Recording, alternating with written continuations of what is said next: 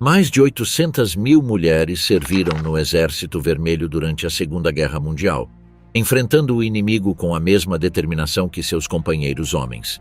Elas manuseavam metralhadoras, pilotavam bombardeiros, atiravam como franco-atiradoras e participavam de combates diretos em algumas das frentes mais letais do conflito.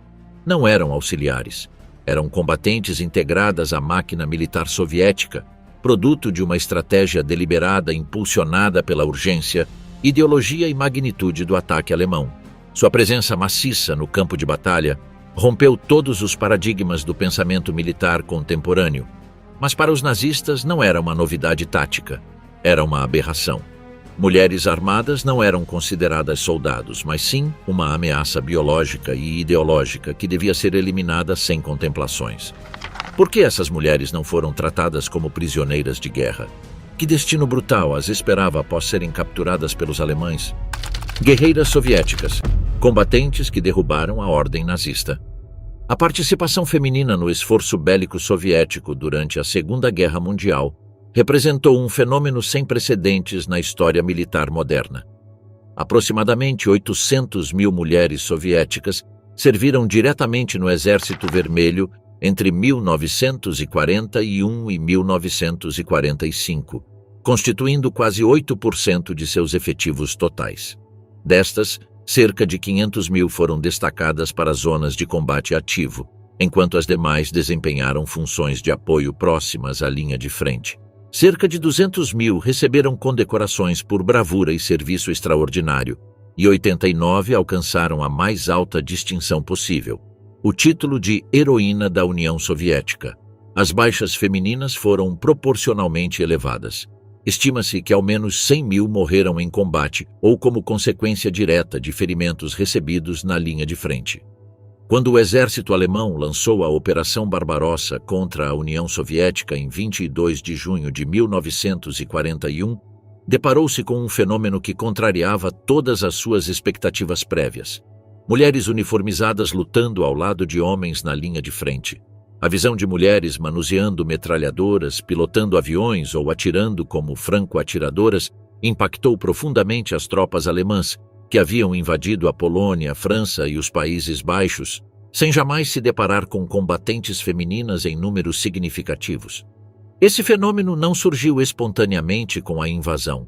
Suas raízes remontam às políticas soviéticas das décadas de 1920 e 1930, quando foram estabelecidos programas como a Sociedade para a Aviação e Defesa Química, Ozoaviakin, que treinou milhares de jovens mulheres em paraquedismo, tiro e pilotagem básica. Em 1939, mais de 100 mil mulheres soviéticas já haviam recebido treinamento como Voroshilov Sharpshooters, franco-atiradoras, e milhares mais haviam obtido certificações em primeiros socorros táticos, comunicações e defesa antiaérea. No entanto, a evolução do recrutamento feminino durante a guerra seguiu um padrão claramente identificável. Na fase inicial, junho-dezembro de 1941, a participação feminina foi principalmente voluntária e frequentemente rejeitada pelos oficiais de recrutamento. Milhares de jovens mulheres se apresentaram nos escritórios militares apenas para serem mandadas de volta para casa ou designadas a funções de apoio. A segunda fase, 1942 a 1943, marcou um ponto de inflexão, impulsionado pelas devastadoras perdas humanas nos primeiros meses da invasão. Por decreto do Comitê Estatal de Defesa de 25 de março de 1942, foi autorizada a incorporação massiva de mulheres em unidades combatentes. Em maio de 1942, mais de 200 mil mulheres haviam sido formalmente recrutadas e até o final do ano, esse número havia dobrado, incluindo a formação de unidades exclusivamente femininas, como os regimentos de aviação comandados por Marina Raskova. A terceira fase, 1944 a 1945, mostrou certa redução no recrutamento de novas combatentes, mas uma maior integração das já existentes em unidades de elite e posições de maior responsabilidade. Relatórios militares soviéticos desse período revelam que as mulheres constituíam aproximadamente 15% das unidades de franco-atiradores, 20% dos regimentos antiaéreos e até 12% de determinadas brigadas de tanques especializadas.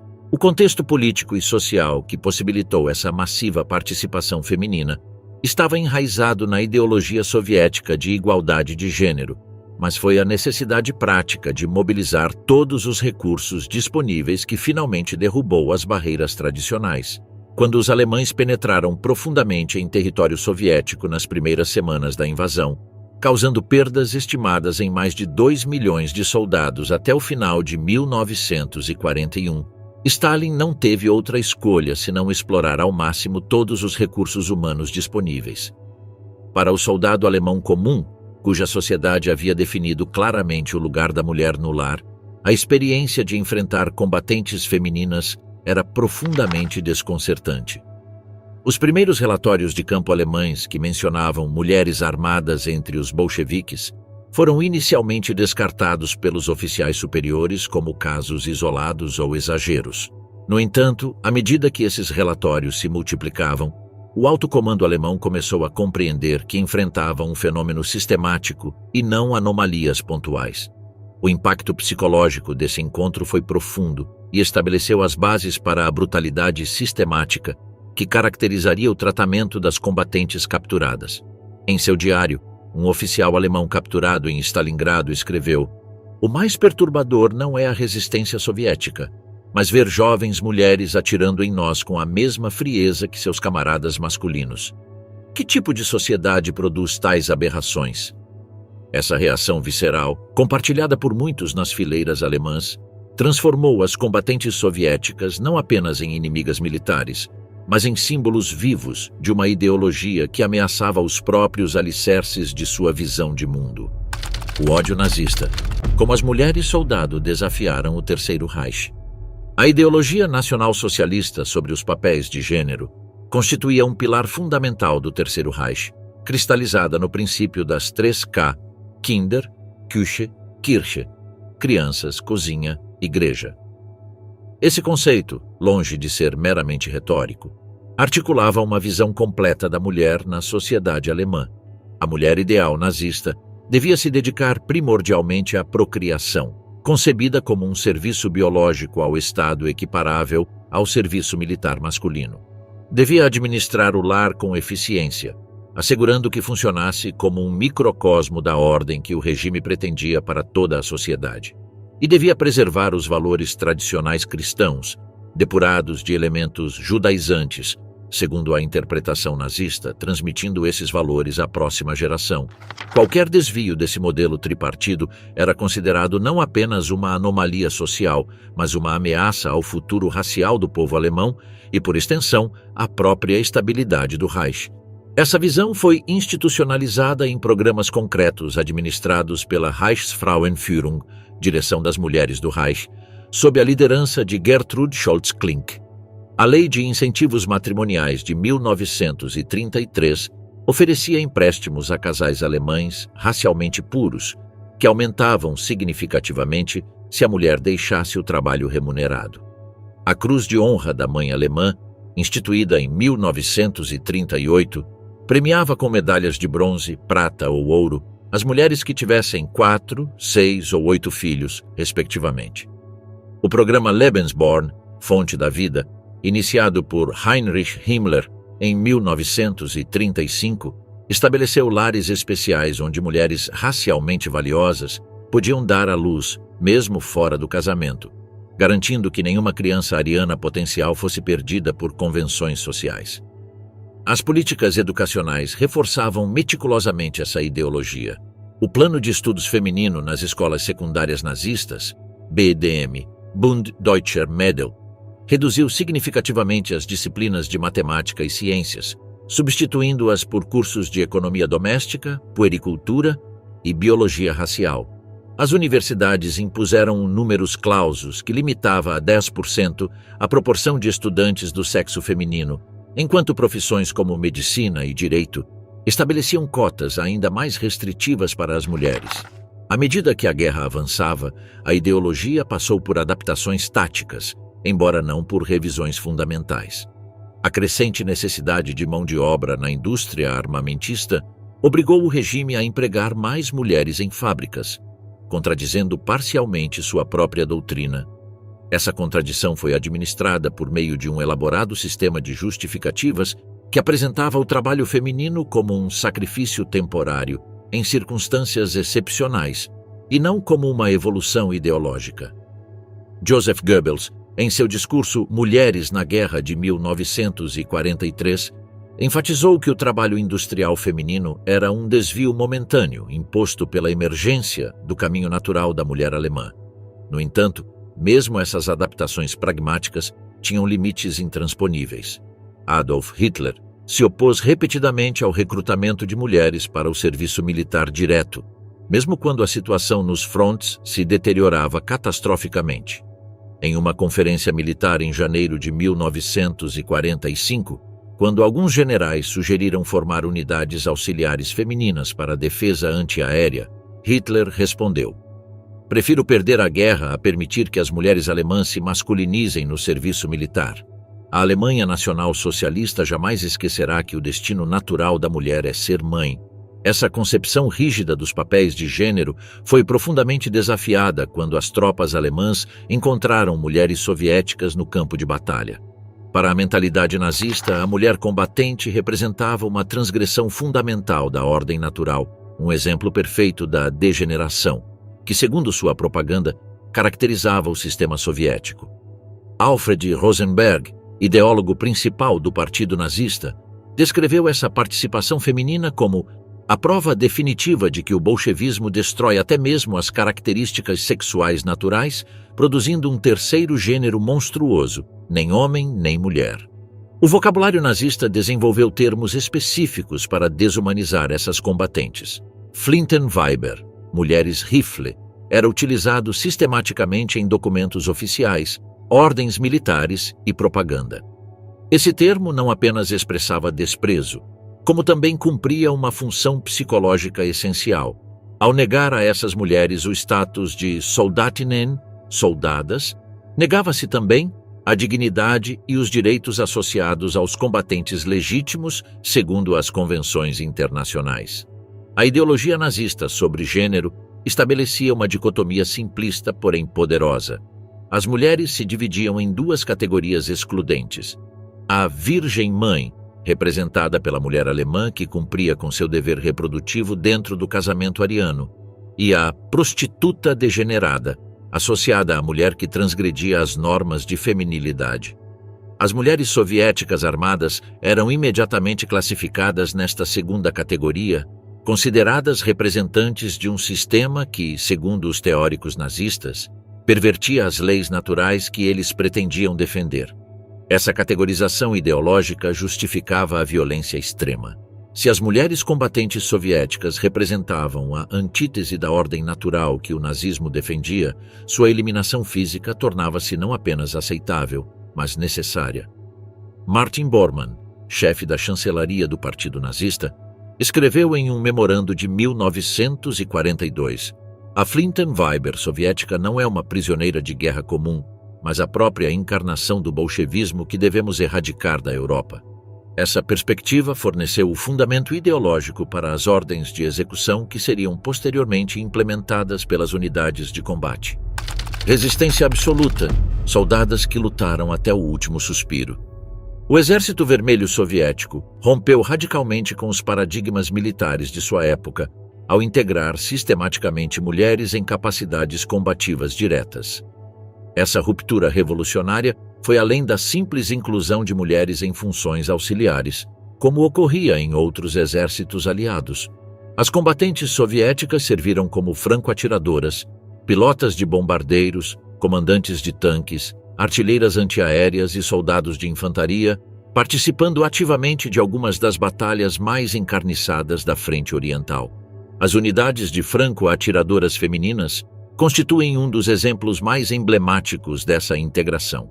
O treinamento especializado para franco-atiradoras começou formalmente em 1943, com a abertura da Escola Central Feminina de Franco-Atiradoras em Podolsk, embora muitas mulheres já servissem nessa função desde 1941. O curso durava inicialmente 6 meses e incluía 450 horas de instrução técnica, 50 horas de teoria balística, 130 horas de prática de tiro com diversos tipos de rifles, principalmente o Mosin Nagant com mira telescópica PU 3.5 vezes, 120 horas de camuflagem e movimentação furtiva e 150 horas de reconhecimento e seleção de alvos. Quando as necessidades da frente se intensificaram, o curso foi comprimido para 3 meses, dobrando as horas diárias de instrução. O equipamento padrão de uma franco-atiradora soviética incluía o rifle Mosin Nagant 9130 com mira telescópica, 120 cartuchos de munição especial para franco-atiradores, uma pistola Tokarev TT-33 como arma secundária, granadas defensivas F-1, rações secas para 7 dias, um uniforme de camuflagem adaptado à estação, o Padded Maskirovka branco para o inverno ou o Letny Inzelenon para o verão, e ferramentas especializadas como binóculos 6x30, um relógio de pulso militar e um caderno impermeável para registrar condições atmosféricas e disparos efetuados. Lyudmila Pavlichenko, a franco-atiradora mais letal da história, atingiu 309 baixas confirmadas, incluindo 36 franco-atiradores inimigos em duelos diretos. Sua técnica revolucionou as táticas de franco-atirador ao desenvolver o sistema de caça em dupla, onde uma atiradora disparava enquanto a outra observava e registrava variáveis ambientais.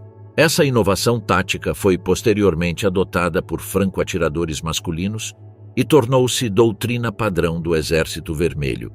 As Bruxas da Noite do 588 Regimento de Bombardeiros Noturnos representam outro caso extraordinário de participação feminina em combate. Fundado por Marina Raskova em outubro de 1941 e comandado posteriormente por Yevdokia Bershanskaya, esse regimento era composto inteiramente por mulheres, pilotas, navegadoras, mecânicas e pessoal de apoio, equipadas com biplanos obsoletos Polikarpov Po-2, desenvolveram uma técnica única de aproximação. Subiam a 3.000 metros, desligavam os motores perto do alvo e planavam silenciosamente sobre as posições inimigas antes de lançar suas bombas. O único som audível para as tropas alemãs era o sussurro do vento nas asas, o que gerou o apelido de Bruxas da Noite, Nachthexen. Essas aviadoras realizaram 24.000 missões de combate durante a guerra, lançando 23.000 toneladas de bombas. Fizeram isso em condições extraordinariamente adversas, sem radar, sem rádios, navegando por bússola e cartas estelares, sem paraquedas até 1944, devido ao peso adicional que reduzia a capacidade de carga de bombas, e em aviões de madeira e lona que podiam incendiar-se com um único impacto de munição traçante. Cada tripulação realizava entre 8 e 18 missões por noite, retornando para recarregar bombas entre os voos, o que significava que muitas pilotas acumularam mais de 800 missões ao longo da guerra. A participação feminina em unidades blindadas e de artilharia, embora menos conhecida, foi igualmente significativa. Aproximadamente 15.000 mulheres serviram em regimentos de tanques e unidades mecanizadas. Maria Oktyabrskaya, após perder o marido em combate, vendeu todos os seus bens para doar um tanque T-34 ao exército com a condição de que lhe permitissem operá-lo. Batizou seu tanque de Camarada Vingadora e liderou assaltos contra posições alemãs até sua morte em janeiro de 1944, tornando-se a primeira mulher tanqueira a receber o título de heroína da União Soviética. A distribuição estatística por especialidades militares femininas revela padrões significativos. Das 800.000 mulheres que serviram no Exército Vermelho, 300.000 foram designadas para unidades de defesa antiaérea, constituindo 26% do pessoal total nessa especialidade. 40.000 serviram como médicas de combate na linha de frente, 300.000 em unidades de comunicações e sinais, 43.000 como franco-atiradoras e exploradoras, 2.000 como pilotas e navegadoras da aviação, e o restante em diversas funções, desde infantaria regular até artilharia pesada. As motivações que impulsionavam essas mulheres a solicitar postos de combate eram complexas e diversas. Estudos baseados em testemunhos diretos e correspondência pessoal identificam vários fatores recorrentes: o intenso patriotismo e o desejo de defender sua pátria, a vingança por familiares assassinados durante a invasão, a busca por igualdade e o desejo de demonstrar capacidades tradicionalmente negadas às mulheres. A mobilidade social que o exército oferecia a jovens de origem rural ou da classe trabalhadora, e o compromisso ideológico com os valores soviéticos de igualdade. Essa integração massiva de mulheres no esforço bélico enfrentou resistências internas significativas. Muitas combatentes testemunharam ter encontrado inicialmente ceticismo e até hostilidade por parte de oficiais conservadores e camaradas homens. Alexandra Boyko, operadora de rádio em Kursk, escreveu em seu diário: "No começo, os homens nos olhavam como se fôssemos alienígenas. O comissário teve que fazer um discurso especial, lembrando-lhes que estávamos ali pelas mesmas razões que eles. No entanto, a eficácia demonstrada em combate dissolveu gradualmente muitas dessas resistências. Em 1944, relatórios internos do Estado-Maior Soviético reconheciam explicitamente que as unidades com alta proporção de mulheres apresentavam taxas de deserção significativamente menores e maior coesão em situações de estresse extremo. A presença de mulheres em funções de combate transformou profundamente a natureza da guerra na frente oriental.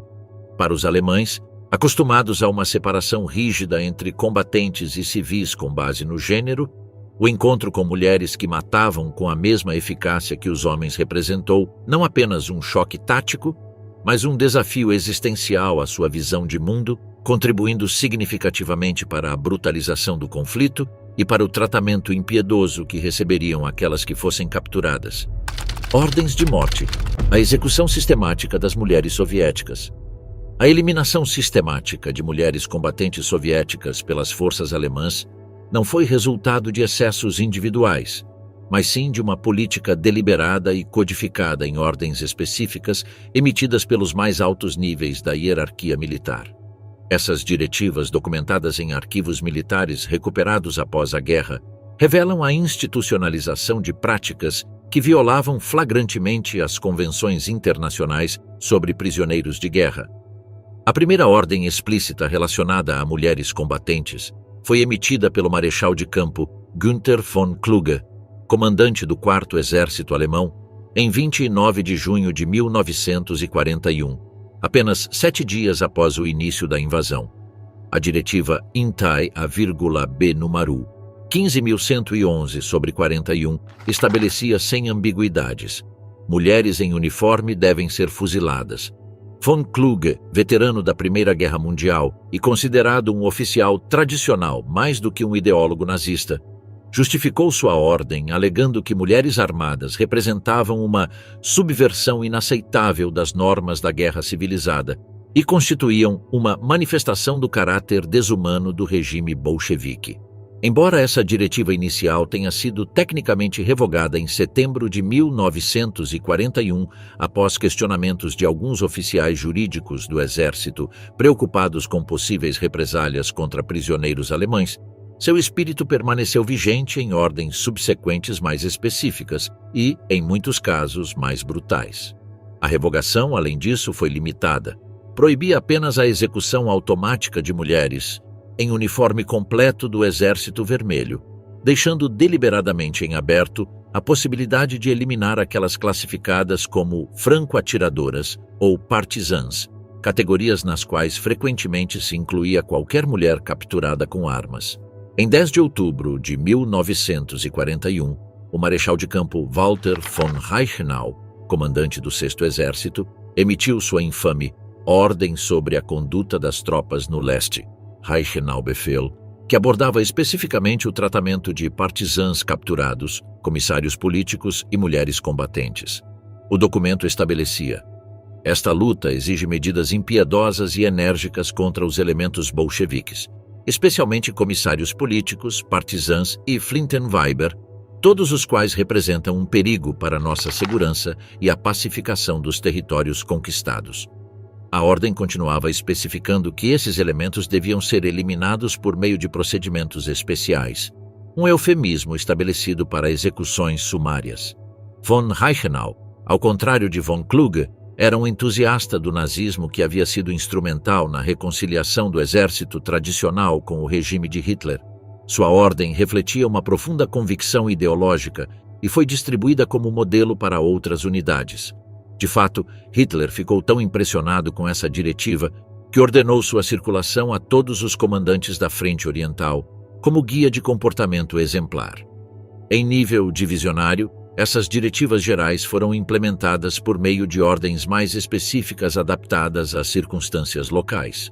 O general Ernst Hammer, comandante da 75ª Divisão de Infantaria, promulgou a Ordem Operacional número 93 em 25 de novembro de 1941, que estipulava: mulheres em uniformes russos ou com armas devem ser fuziladas imediatamente por princípio, sem interrogatório prévio nem transferência para pontos de reunião de prisioneiros. Hammer, um oficial de carreira com experiência na Primeira Guerra Mundial, justificou essa diretiva argumentando que a experiência demonstrou que as mulheres comunistas são as mais fanáticas e perigosas e, frequentemente, tentam atos de sabotagem ou assassinatos de oficiais alemães se lhes for permitido render-se. A 4ª Divisão Panzer, sob o comando do general Willibald Freiherr von Langermann und Erlenkamp, implementou uma variante particularmente brutal dessas políticas. Em sua diretiva de 14 de dezembro de 1941, estabeleceu: os partisãs insidiosos e cruéis, assim como as degeneradas Flintenweiber, não pertencem a um campo de prisioneiros de guerra, mas devem ser enforcados na árvore mais próxima como advertência à população local. Von Langermann, aristocrata tradicional, mas com fortes convicções anticomunistas, considerava que execuções públicas cumpriam uma função exemplar nos territórios ocupados. Essas ordens não foram letra morta, mas políticas implementadas sistematicamente. Os relatórios operacionais de diversas unidades documentam meticulosamente seu cumprimento. A 122ª Divisão de Infantaria, em seu relatório mensal Iannonir 2241, 41 de julho de 1941, registra a captura de 38 elementos subversivos, incluindo 30 mulheres em uniforme ou com armas, todos os quais foram processados segundo diretivas vigentes, eufemismo padrão para execuções. A aplicação dessas políticas variou geograficamente à medida que a guerra avançava. Nas regiões bálticas e Bielorrússia, onde a administração militar alemã se estabeleceu mais firmemente, as execuções seguiam protocolos mais formalizados, frequentemente incluindo fotografias para documentação. Na Ucrânia, especialmente em zonas controladas por unidades da SS mais do que pelo exército regular, as execuções tendiam a ser mais improvisadas e brutais, frequentemente acompanhadas de torturas e violência sexual. Nas regiões da própria Rússia, a situação variava enormemente segundo o comandante local e as pressões táticas do momento.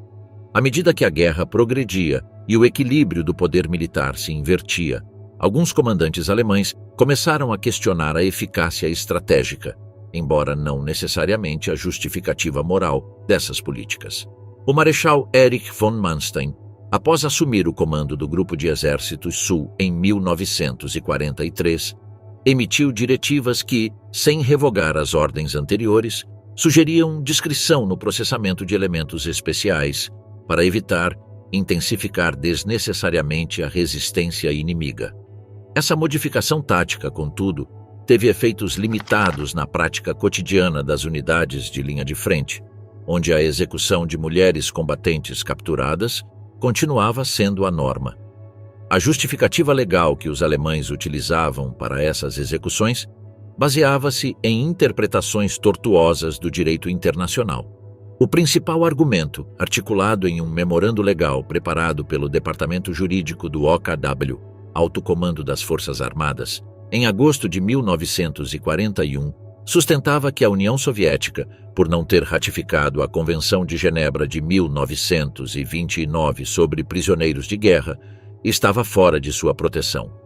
Esse argumento convenientemente ignorava que tanto a Alemanha quanto a URSS continuavam vinculadas à anterior Convenção de Haia de 1907, que estabelecia normas humanitárias básicas para o tratamento de combatentes capturados, incluindo explicitamente as mulheres. A propaganda nazista, como desumanizaram as soldadas soviéticas. A máquina de propaganda nazista desenvolveu uma campanha especificamente desenhada para desumanizar as mulheres combatentes soviéticas, criando uma estrutura psicológica que facilitasse sua eliminação sistemática. Essa campanha, orquestrada pelo Ministério da Propaganda sob Joseph Goebbels, operava simultaneamente em múltiplos níveis: legitimação ideológica para os perpetradores, justificativa perante a população alemã e terror psicológico dirigido às próprias combatentes soviéticas e às populações ocupadas. O termo Flintenweiber constituiu a peça central dessa estratégia discursiva.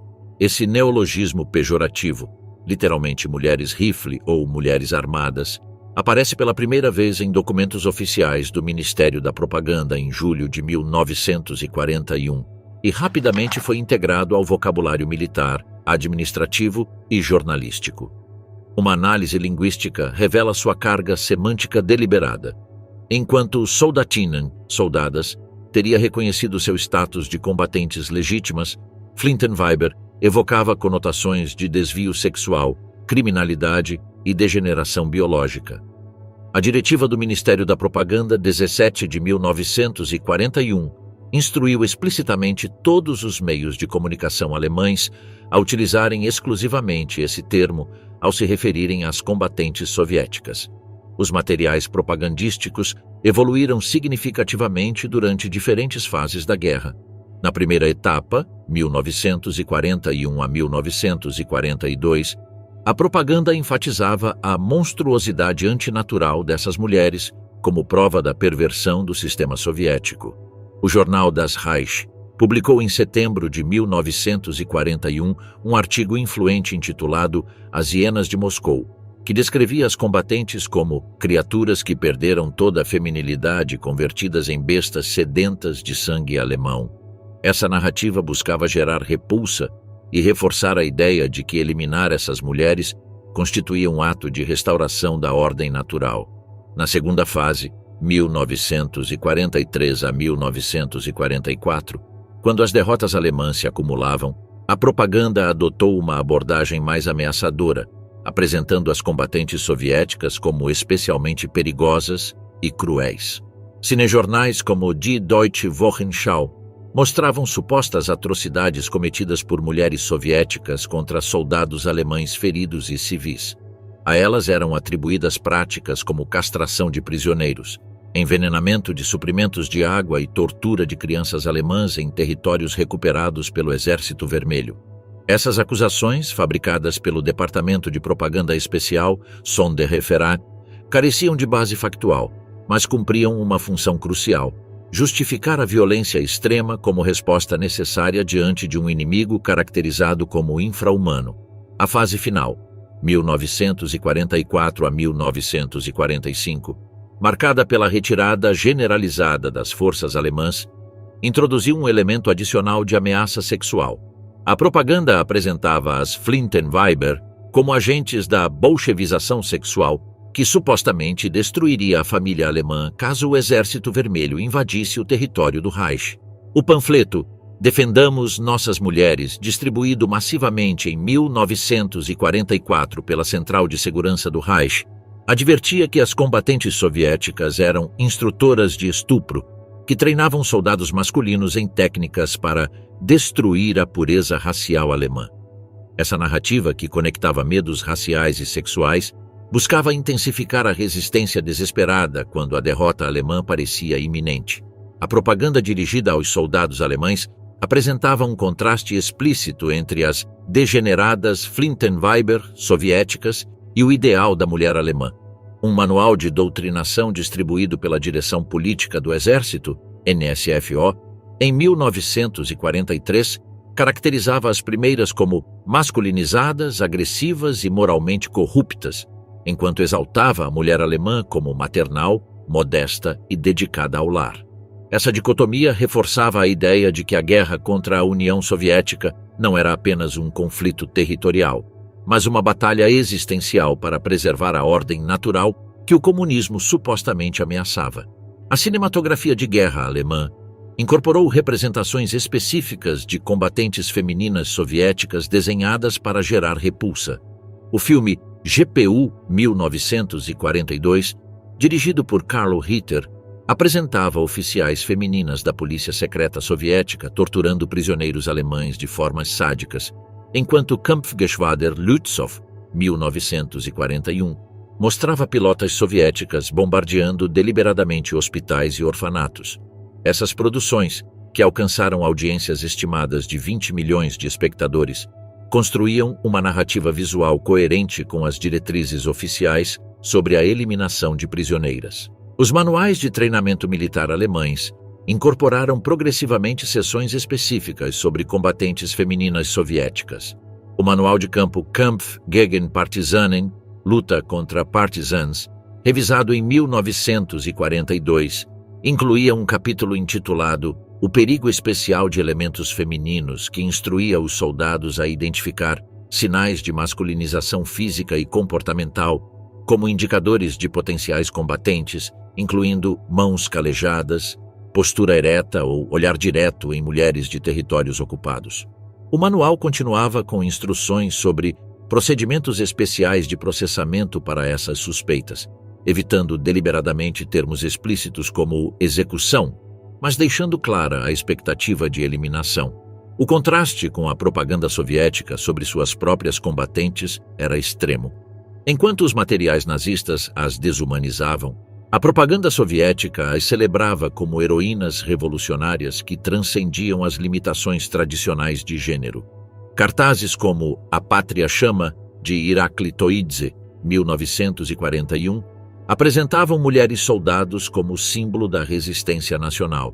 Publicações como Krasnoarmaitskaya Pravda, A Verdade do Exército Vermelho, destacavam regularmente feitos de franco-atiradoras e pilotas, apresentando-as como modelo da nova mulher soviética. Esse contraste propagandístico refletia diferenças fundamentais na concepção ideológica de gênero e reforçava a incompatibilidade essencial entre ambos os sistemas. Nas zonas ocupadas, a propaganda alemã dirigida à população local buscava gerar rejeição às mulheres que se uniam à resistência. Cartazes em idiomas locais advertiam que as mulheres que pegavam em armas perdiam sua honra feminina e se tornavam párias sociais. Um cartaz amplamente distribuído na Ucrânia em 1942 mostrava uma mulher partisana abandonando uma criança chorando, com o texto "Ela escolheu o fuzil em vez de seu filho". Essas campanhas buscavam explorar valores tradicionais para isolar as combatentes do apoio comunitário crucial à sobrevivência dos movimentos partisanos. As fotografias de mulheres soviéticas capturadas ou mortas cumpriam uma função específica nessa guerra psicológica. Imagens de execuções públicas de partisãs como Maria Kislyak, em Smolensk, novembro de 1941, ou Zoya Kosmodemianskaya, em Petrichevo, dezembro de 1941, foram distribuídas como advertência entre a população local. Simultaneamente, fotografias troféu de combatentes mortas circulavam entre as tropas alemãs como evidência de sucesso na limpeza ideológica. O arquivo fotográfico da Wehrmacht contém centenas dessas imagens, muitas mostrando corpos semidespidos em posturas humilhantes, revelando a dimensão sexualizada dessa violência. A nudez forçada cumpria uma função simbólica: reafirmar sua condição feminina justamente para puni-las por terem transgredido os limites de seu gênero ao pegarem em armas. Essa campanha propagandística teve efeitos profundos e mensuráveis no comportamento das tropas. Estudos de interrogatórios a prisioneiros alemães realizados pelo NKVD soviético revelam que os soldados expostos intensivamente a esses materiais apresentavam taxas significativamente mais altas de violência extrema contra prisioneiras. Uma análise de 200 casos documentados de capturas que terminaram em execuções mostra que em 78% dos incidentes, os perpetradores verbalizavam especificamente termos e conceitos da propaganda oficial durante o ato, sugerindo uma internalização efetiva desses quadros ideológicos. O impacto de longo prazo dessa guerra psicológica transcendeu o conflito imediato. A imagem da mulher soviética como uma aberração antinatural persistiu na cultura ocidental do pós-guerra, dificultando o pleno reconhecimento de sua contribuição militar.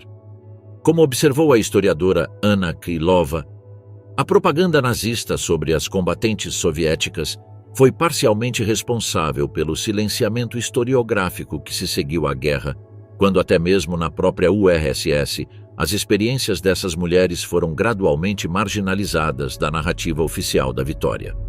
A última resistência, mulheres que lutaram até a morte. O conhecimento do destino que as aguardava após a captura transformou radicalmente a mentalidade e as táticas das combatentes soviéticas. Ao compreenderem que render-se significava praticamente uma sentença de morte, essas mulheres desenvolveram uma determinação excepcional, preferindo morrer em combate a cair nas mãos do inimigo. Essa resolução desesperada transformou as combatentes soviéticas em adversárias particularmente temíveis, dispostas a adotar táticas extremas e a continuar lutando em circunstâncias em que outros poderiam ter se rendido. Os documentos militares soviéticos revelam uma evolução significativa nas instruções oficiais às combatentes femininas à medida que se difundia o conhecimento sobre seu tratamento em cativeiro. A diretriz do Estado-Maior do Exército Vermelho 521/7/00, 32 de março de 1942, instruía especificamente: as combatentes femininas devem ser informadas de que não existe a opção de rendição. As capturadas são invariavelmente executadas após torturas. A resistência até a última bala é a única estratégia viável. Essa diretriz foi atualizada e reforçada em fevereiro de 1943, após a recuperação de territórios onde foram descobertas evidências massivas de execuções sistemáticas de prisioneiras. As franco-atiradoras exemplificavam essa mentalidade de resistência total, operando frequentemente em duplas, sistema franco-atiradora-observadora. Essas mulheres desenvolveram protocolos específicos para situações de cerco. O Manual Operacional do Corpo Feminino de Franco-Atiradoras estabelecia uma regra estrita: reservar sempre 2 cartuchos finais, um para cada integrante da equipe, garantindo que nenhuma caísse viva nas mãos do inimigo. Testemunhos de sobreviventes como Klavdia Kalugina, instrutora da Escola Central de Franco-Atiradoras, confirmam que essa não era uma diretriz teórica, mas uma prática real. Todas sabíamos o que significava ser capturada. Não era heroísmo abstrato, mas simples pragmatismo escolher a morte rápida por nossa própria mão, em vez do que nos esperava nas mãos alemãs. A evolução de táticas específicas para minimizar o risco de captura foi notável entre unidades femininas. As franco-atiradoras desenvolveram o sistema conhecido como caça móvel, podvizhnaya okota, que consistia em nunca permanecer mais de 12 horas na mesma posição de tiro, mesmo que isso significasse perder oportunidades de eliminar alvos. Essa tática, inicialmente controversa entre os comandos tradicionais que preferiam posições fixas, demonstrou reduzir significativamente as taxas de captura e foi posteriormente adotada por unidades masculinas. A tenente Rosa Chanina, com 59 baixas confirmadas, aperfeiçoou essa técnica adicionando o conceito de posições falsas, preparar múltiplos esconderijos visíveis que atraíssem contramedidas inimigas enquanto operava de posições secundárias camufladas. As aviadoras do Regimento de Bombardeiros Noturnos 588 operavam sob diretrizes extremamente rígidas quanto à captura. A comandante Yevdokia Berchanskaya estabeleceu um protocolo categórico: nenhuma aeronave danificada seria abandonada em território inimigo e nenhuma tripulante cairia nas mãos dos alemães. Os aviões Po-2 transportavam cartuchos incendiários especificamente desenhados para destruir a aeronave em caso de pouso forçado em zona inimiga. Mais notável ainda, as pilotas recebiam treinamento especializado em infiltração terrestre, técnicas para retornar às linhas próprias atravessando o território ocupado, incluindo métodos de orientação noturna, camuflagem improvisada e sobrevivência sem suprimentos em condições extremas. Casos documentados demonstram a aplicação prática dessa mentalidade. Quando sua aeronave foi atingida durante um bombardeio sobre Mozdok em 1942, a piloto Yekaterina Budanova, com seu motor em chamas e sem possibilidade de retornar às linhas soviéticas, dirigiu deliberadamente seu avião contra uma concentração de veículos alemães, transformando sua morte inevitável em um último ato de combate. O relatório oficial alemão, recuperado após a guerra, descreve o incidente como um ataque suicida deliberado que destruiu 3 caminhões de suprimentos e matou 12 soldados, reconhecendo implicitamente a tática. As unidades partisãs femininas desenvolveram variações especialmente sofisticadas dessas estratégias de resistência final. Enfrentando riscos ainda maiores por operarem permanentemente atrás das linhas inimigas, essas mulheres implementavam sistemas como o envenenamento retardado. Um documento de treinamento do Quartel-General do Movimento Partizan de 1943 instrui: as combatentes femininas em risco iminente de captura devem ingerir a cápsula XL-3, que produzirá inconsciência em 30 minutos e morte em 4 horas. Isso proporciona tempo para interrogatório básico que pode fornecer informações falsas, porém plausíveis, ao inimigo antes que a agente perca a consciência, criando confusão tática enquanto se evita a tortura prolongada. Tatiana Baramzina, uma das franco-atiradoras mais notáveis do Exército Vermelho, com 36 baixas confirmadas, exemplificou essa determinação durante a Operação Bagration, em julho de 1944.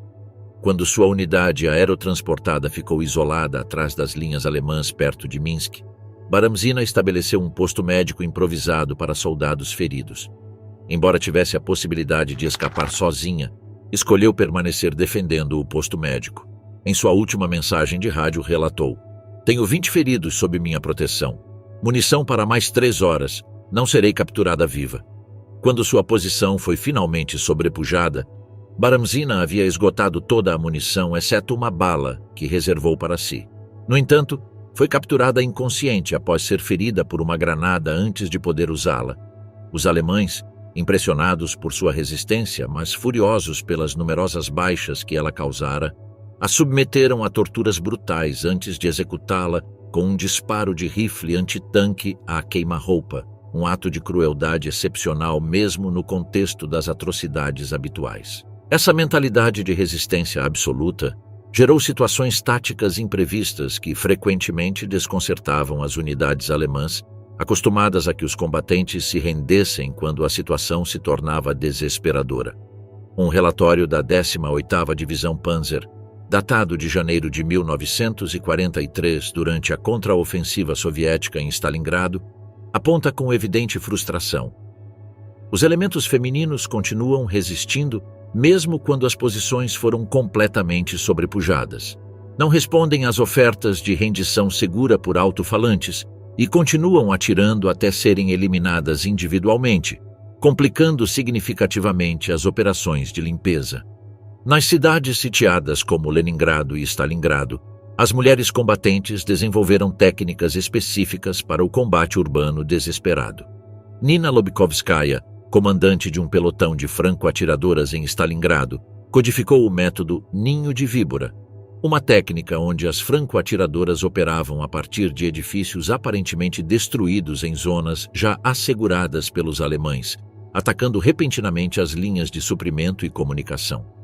Essa tática era extremamente perigosa, pois implicava permanecer escondida por dias em territórios efetivamente controlados pelo inimigo, mas mostrou-se devastadoramente eficaz contra tropas que subestimavam a determinação e a capacidade de resistência das combatentes femininas.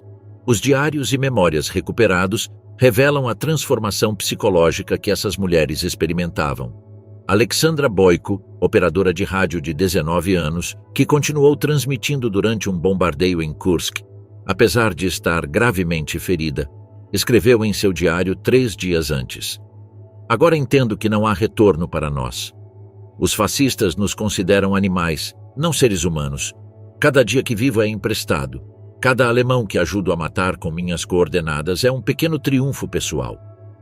Essa mentalidade de tempo emprestado transformou muitas combatentes ordinárias em guerreiras excepcionalmente letais, dispostas a assumir riscos extremos por já terem aceitado a inevitabilidade de sua morte. Essa resistência a todo custo tem uma dimensão simbólica fundamental. Constituía uma refutação viva e dramática da noção nazista sobre a natureza feminina. Cada mulher que escolhia lutar até a morte em vez de se submeter representava um ato de rebelião não apenas militar, mas ideológica contra a visão de mundo nazista. A historiadora Svetlana Alexievich, em sua obra A Guerra Não Tem Rosto de Mulher, analisa esse fenômeno. Ao recusarem aceitar o destino que os alemães haviam designado para elas, essas mulheres desafiaram duplamente o inimigo, como soviéticas e como mulheres. Sua resistência suicida era a manifestação mais radical de rejeição à ordem que o nazismo pretendia impor. Sobreviventes do inferno nazista, mulheres que escaparam do extermínio.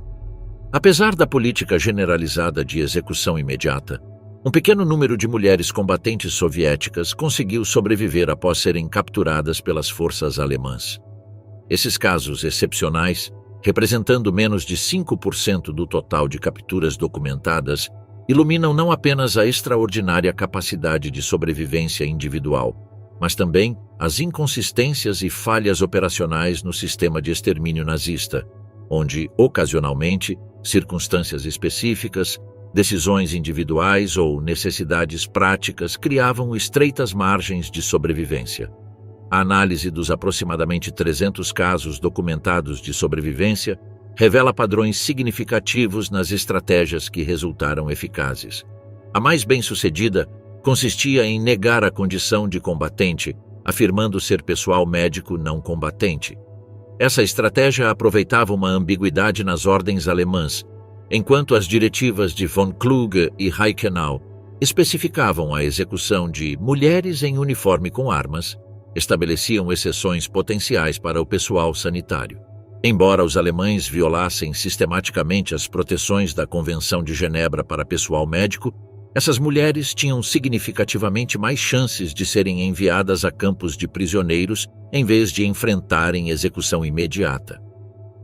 Para que essa estratégia fosse crível, as combatentes precisavam de conhecimentos médicos básicos que pudessem demonstrar durante interrogatórios.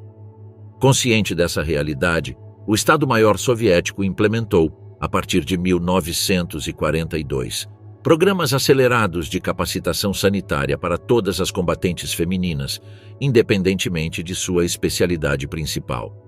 O Manual de Sobrevivência em Cativeiro distribuído a unidades femininas incluía uma seção específica intitulada Conhecimentos Médicos Essenciais para Interrogatórios, cobrindo terminologia básica, procedimentos de primeiros socorros e respostas padronizadas para perguntas comuns. Anna Yegorova, piloto de um avião de ataque Il-2 Turmovik, representa um caso paradigmático dessa estratégia. Derrubada em agosto de 1944 sobre a Polônia, caiu gravemente ferida em território controlado pelos alemães. Uma enfermeira polonesa, Julia Kazenko, arriscou sua própria vida para atendê-la e convencer os médicos alemães de que Yegorova era uma piloto de transporte médico, não de combate. Essa mentira piedosa evitou sua execução imediata, embora tenha sido posteriormente enviada ao campo de prisioneiros de Kustrin, onde sofreu brutais interrogatórios.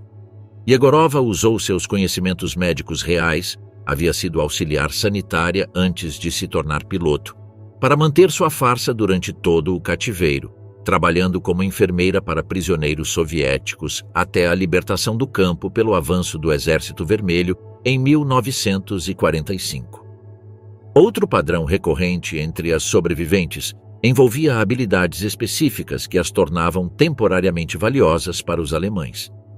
Entre as 300 sobreviventes documentadas, 78 possuíam conhecimentos técnicos em áreas como tradução, especialmente de dialetos locais pouco dominados por alemães, enfermagem avançada ou especialidades técnicas.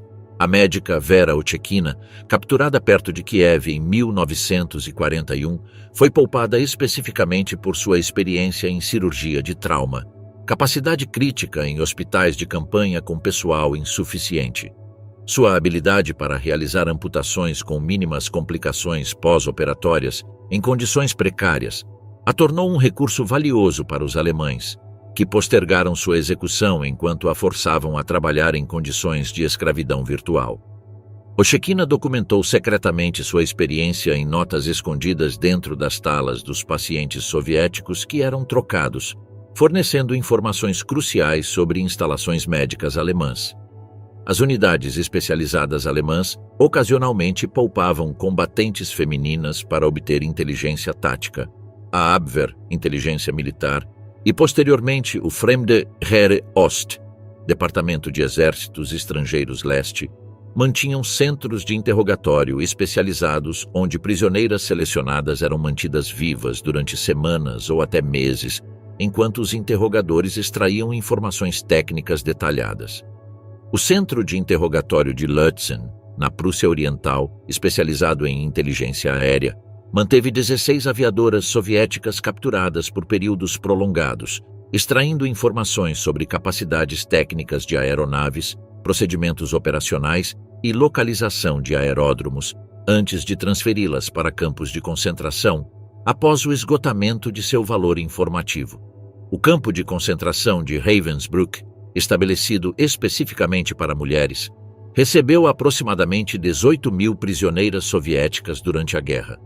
Embora a maioria fosse de civis deportadas para trabalho forçado, documentos administrativos do campo identificam 997 como ex-combatentes que haviam conseguido ocultar inicialmente seu status militar. As condições em Ravensbrück eram brutais: fome sistemática, trabalhos forçados extenuantes, experimentos médicos não consentidos e violência sexual institucionalizada. A taxa de mortalidade entre prisioneiras soviéticas alcançava 65%, significativamente superior aos 42% gerais do campo. No entanto, mesmo nessas condições desumanas, mulheres soviéticas desenvolveram extraordinárias estratégias coletivas de sobrevivência. Yevgenia Lazarevna Klem, partisana capturada na Bielorrússia que sobreviveu a Ravensbrück, documentou em suas memórias o sistema de famílias, Semia, grupos de 5 a 7 prisioneiras que formavam unidades de apoio mútuo, compartilhando rações, cuidando umas das outras durante doenças e mantendo vigilância em momentos de vulnerabilidade. Esse sistema, adotado de estruturas partisãs, demonstrou aumentar significativamente as taxas de sobrevivência. Os registros do campo mostram que prisioneiras isoladas tinham probabilidades de sobrevivência 3,5 vezes menores do que aquelas integradas nesses grupos solidários. As sobreviventes desenvolveram técnicas específicas para preservar sua integridade psicológica diante da desumanização sistemática. Uma prática documentada em múltiplos testemunhos era a Universidade Sussurrada, Shepchuski Universität. Durante as poucas horas de descanso, prisioneiras com formação acadêmica ou técnica ministravam breves aulas sussurradas sobre suas áreas de conhecimento. Essas atividades clandestinas não apenas transmitiam conhecimentos práticos úteis para a sobrevivência, mas também cumpriam uma função psicológica vital: manter um senso de identidade e dignidade humana. Nina Anisimova, bailarina do Teatro Kirov, capturada durante a defesa de Leningrado, organizava apresentações invisíveis onde descrevia detalhadamente coreografias clássicas que as prisioneiras interpretavam mentalmente, criando momentos de beleza imaginada em meio ao horror cotidiano. O caso de Olga Omelchenko representa uma das trajetórias de sobrevivência mais extraordinárias documentadas. Franco-atiradora do Exército Vermelho capturada gravemente ferida em 1943, foi inicialmente hospitalizada por alemães que não reconheceram sua condição militar. Durante sua convalescença, aprendeu alemão básico suficiente para construir uma identidade falsa como camponesa ucraniana analfabeta recrutada para trabalho forçado. Manteve essa identidade fictícia durante 14 meses, sendo transferida entre diversos campos de trabalho até ser designada como trabalhadora agrícola em uma fazenda na Pomerânia. Lá, aproveitando o desespero crescente dos alemães diante do avanço soviético, gradualmente conquistou a confiança da família para a qual trabalhava, obtendo liberdade de movimento limitada.